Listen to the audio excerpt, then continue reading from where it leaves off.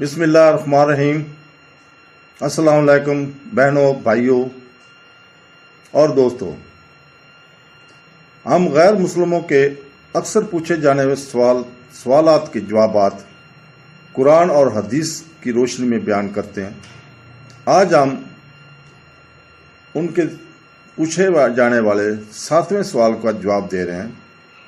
سوال یہ ہے جو وہ عموماً کرتے ہیں کہ سائنس ہمیں بتاتی ہے کہ جو کچھ بھی کھاتا ہے اس کا اثر اس کے رویے پر پڑتا ہے، پھر اسلام مسلمانوں کو سبزی خور کھانے کی اجازت کیوں دیتا ہے؟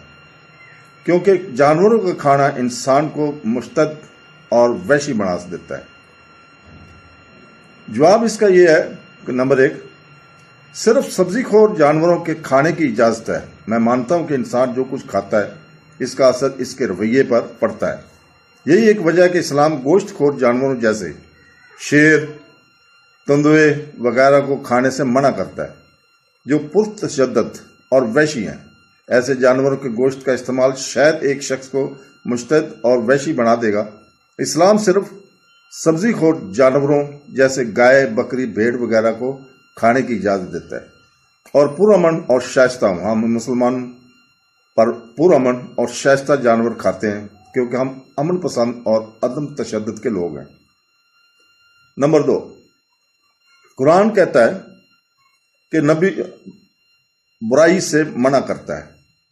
اللہ تعالیٰ نے سورہ اعراف آیت نمبر 157 میں فرمایا، نبی صلی اللہ علیہ وسلم انہیں انصاف کا حکم دیتے ہیں اور برائی سے منع کرتے ہیں۔ وہ ان کے لیے پاکیزہ چیزوں کو حلال کرتا ہے اور بری اور ناپاک چیزوں کو حرام کرتا ہے، اور کہا پس جو کچھ رسول تمہیں دے اسے لے لو، اور جس چیز کو وہ تم سے روکے اس سے انکار کرو۔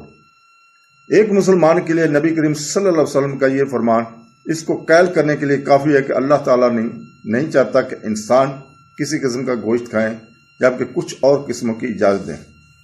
نمبر 3، محمد صلی اللہ علیہ وسلم کی حدیث گوشت خور جانوروں کے کھانے سے منع کرتی ہے۔ صحیح بخاری اور صحیح مسلم میں منقول مختلف مستند حدیث کے مطابق، جن میں ابن عباس کے صحیح مسلم میں روایت کردہ حدیث کتاب شکار اور ذبح کی روایت حدیث نمبر 4752 اور سنن ابن ماجہ باب 13 حدیث نمبر 3232 سے 3234 تک حضور پاک صلی اللہ علیہ وسلم نے کھانے سے منع فرمایا۔ کنان دانتوں والے جنگلی جانور یعنی گوشت کھانے والے گوشت خور جانور یہ بلیوں کے خاندانوں سے تعلق رکھنے والے جانور ہیں، جیسے شیر، بلیاں، کتے، بھیڑیے وغیرہ۔ نمبر 2، کچھ چوہا جیسے چوہے، پنجوں والے خرگوش وغیرہ۔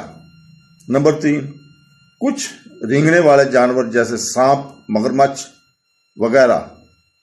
نمبر 4، شکاری پرندے جن میں ٹیلون یا پنجے ہوتے ہیں جیسے گدھ، عقاب، کوا، الو وغیرہ۔ ان کو اسلام میں کھانے سے منع کیا گیا ہے۔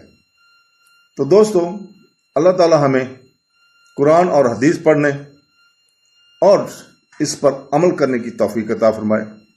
آمین ثم آمین۔ اللہ حافظ۔